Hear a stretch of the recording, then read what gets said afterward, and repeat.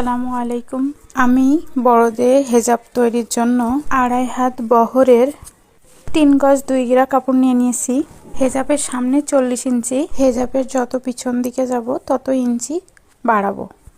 42, 43, 44, 45, 46 করতে করতে হেজাবের পিছন হবে 48 ইঞ্চি। তো আমি মার্ক করে নিয়ে কাটিং করে নিচ্ছি। 48 ইঞ্চি লংয়ের জন্য পিছনে একটু কাপড় জোড়া দিতে হবে। পাশে বেঁচে থাকা কাপড় টুকরা পিছনে এইভাবে বসিয়ে ইঞ্চি সেপটিতে মেপে 48 ইঞ্চি করে নেব।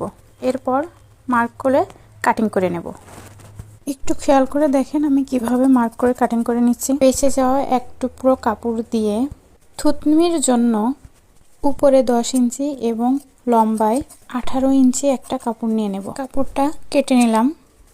এখন নেকআপের অংশ কাটিং করব। নেকআপটা 2 পার্ট করে 15 ইঞ্চি নিয়ে নিলাম। লং নেব 34 ইঞ্চি। আমি একটু বেশিই নিলাম কারণ আমি এটা কুচি দিয়ে করব। কুচি দিয়ে করলে দেখতে অনেক সুন্দর হয় এবং বডিটা বোঝা যায় না। এখন নেকআপের মুখের অংশটা 10 ইঞ্চি নেব। এরপর কাটিং করে দেব। এরপর নিচে একটু মার্ক করে গোল করে নিলাম। দুই পাশে সমান করে গোল করে কাটিং করে নেব। এই তো আমার কাটিং করা হয়ে গেছে। এখন ক্যাপের অংশ কাটিং করব। এর জন্য কাপড়টাকে 2 ভাঁজ করে নিলাম। এখন লম্বায় নেব 6 ইঞ্চি এবং আড়ে নেব 5 ইঞ্চি। এখন সুন্দর করে গোল করে একটা রাউন্ড করে নেব, দেন কেটে ফেলব। আমার হেজাব কাটিংটা পছন্দ হলে প্লিজ জানাবেন।